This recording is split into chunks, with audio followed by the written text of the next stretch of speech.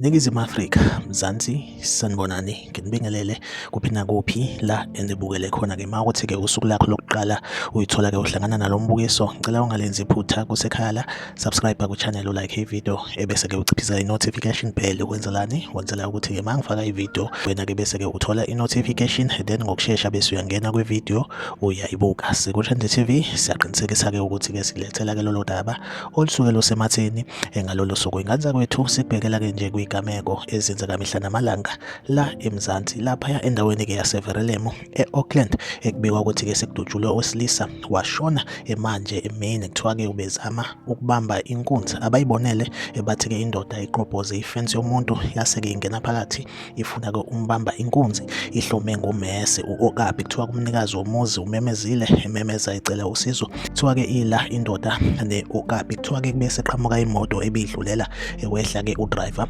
wase-ke idubula le ndoda yashona. Kuthiwa-ke lo driver uthe mayezwa ukuthi-ke sekubizwa abaqaphi bendawo oku-Reaction Unit South Africa, uRUSA, kuthiwa-ke ube eseshaya imoto eseqhubeka nendlela. Lesigameko senzeke lapha endaweni-ke yaseVerulam e-Auckland. Like ividiyo, usubscribe kwi-channel, uphinde ucommente kwi-comment section ungitshela ukuthi kuthini ukuphawula kwakho ngalolu daba. SikuTrend TV izohlezi khona la inilethela-ke indaba eyisematheni usuku nosuku. Asihlangabezane kwividiyo elandelayo.